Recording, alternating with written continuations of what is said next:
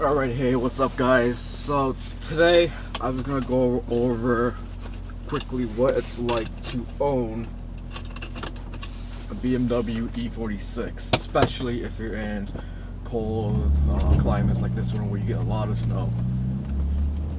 So the first thing you're gonna learn quickly is that in areas where, such as Canada, where the temperature likes to drop to double-digit negatives quite a bit, quite often, almost every day in fact, is that this gearbox is a bitch to shift. It does not like to go into second gear.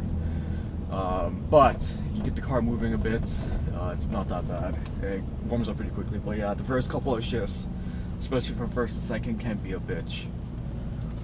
Also, if you think about driving this car in the snow, I highly suggest you get a pair of winter tires. Obviously, I think that's a necessity. But if you do plan on when you drive this car, it's not that bad. I mean, obviously having traction control will help out a lot. But yeah, it's not unmanageable. The only parts where I've gotten stuck with has been in my driveway, where any sort of upnose with any sort of snow, you are gonna get stuck. So that's a given. But any like snow on the road, you should not have a problem. You are gonna spin tires a bit, but it's not a problem. Other boring stuff we can talk about is gas mileage. So this being a 3.2 liter straight six, you would think gas mileage isn't that bad, and you're right. Well, it's not terrible, it's also not great. So I occasionally go on the speeder runs, so but most of my time driving around town, driving on highways, I do drive, I guess, normally. So with that being said, I do average around 12.5 liters per 100 kilometers, which in theory should give me about 500 kilometers a tank. I get nowhere near that. I get high 3s, sometimes low 4s to a tank, so I'm at the gas station like almost every 5 days, so it's pretty sad in that part. Parts of the cars that I don't care for, to be honest. Some parts I was disappointed in. Certain things that you expect to have better quality, I guess, being a German car. But I will show you what I mean. So there are certain things about this car that, being German, being BMW, you expect to be built, I guess, on a higher quality standard, I guess you would say. And there are some things I just wasn't expecting when I got this car, and I'm very disappointed in. So for example, these the dash trim, they're held in by these plastic tabs. And on really hot days, so last summer we had a day where it was above 40 degrees, so it was around 50 degrees with the humidity. The plastic tabs inside this actually melt, causing the actual like dash trim to actually fall off because it melted. Now, it's not a deal breaker, obviously, you just replace them, but you just don't expect that really. And they are cheap, so I mean, like I said, it's not a deal breaker, but it doesn't take away from the enjoyability of the car. But again, it's just something you don't expect from a BMW. Also, these mirrors, so they are heated, and I guess on some days they form a discoloration when it's really cold. I've had to replace these mirrors, so they don't really have it. But when I first got the car, it was quite bad. So there was like a brown ring around the outside of the mirrors. Apparently that's quite a common issue with E46s, but again, like, you don't expect that from a BMW. So another pet peeve about this car that I cannot stand is the climate control. So on most, I say, modern cars, you can choose to have both the defogger and the heater on at the same time. For this car, for some reason, you can't do that. So I'm going to turn on the defroster, and right away you can see that the heater for your feet is turned off, like, immediately. So I'll switch back, the defroster turns off. Like, I don't know why you can't have both on. Maybe there's some hack of some sort that I don't know about, but that's really annoying in the winter when your car windows are fogging up and you have to defrost it, but then your feet start to get cold. So then you have to switch back. I constantly do a back and forth video, but those are just the living with the car pet peeves that I have with the car. But all of that can be forgiven when you start driving the car. I mean, it handles, for a 14-year-old car, it handles amazing. Like, I love how it handles.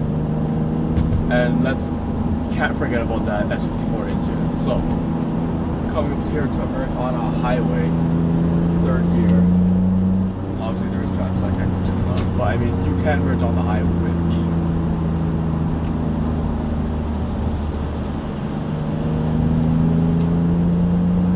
I I have no problem getting up to 100 in this car, especially in third gear.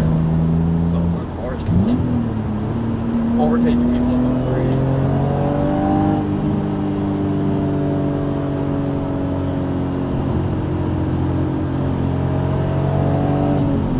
I love that sound.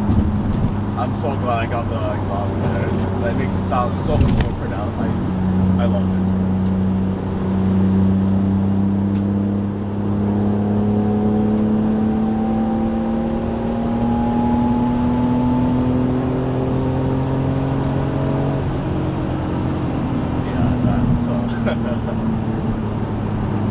Yeah, you can get into a lot of trouble with this car, so.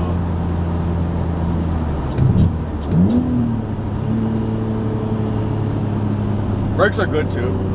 Now obviously I've upgraded them a bit. I have upgraded rotors and pads, but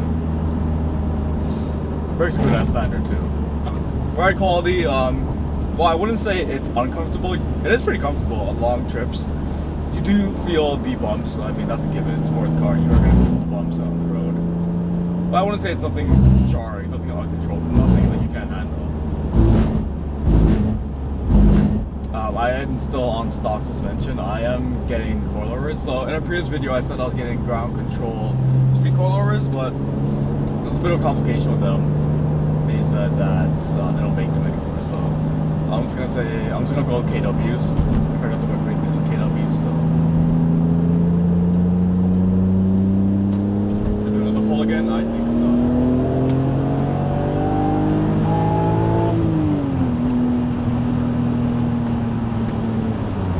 Up for a bit.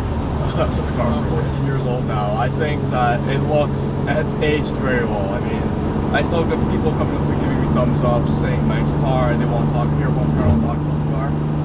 So I mean, it doesn't look its age. I've heard people say that they think this is like a late 2000s car. I'm like, no, it's a 2003. So I mean, I think it's aged well. In my eyes, it's beautiful. Obviously, the car is going to be a bit lower. I do need to change the wheels. I'm sick with the stock 19s. Obviously I have 18s right now, but I mean, some I usually run 19s. The car is a great sports car slash, I even want to call it like a good daily commuter. I mean, I rack up the miles in this car. It's comfortable. I love driving this car every single day. I find excuses to go out and drive it. I've been owning my E46 M3 for about 2 years now. Like I said, I absolutely love it. There are pet peeves, things I don't care for about the car, like I highlighted earlier, but I mean, they're not deal breaking for me. I mean, yeah, the climate control thing would be nice to have, also the fogger and the heater on your seat at the same time, but honestly, I think that's my biggest pet peeve. And then there are some build quality issues that you don't expect from BMW, like I highlighted earlier, the broken tabs on the trim pieces, the mirror, like you just, I didn't expect those things. I mean, again, they're not expensive to fix, and they're pretty easy to do DIY yourself, so I won't let that take away from your experience. But this car driving is a dream. I mean, overtaking people, quite easy to do. So yeah, guys, thanks for watching. Let me know what you think of the car, and what you guys currently drive, what you think of it. Don't forget to like, comment, and subscribe, and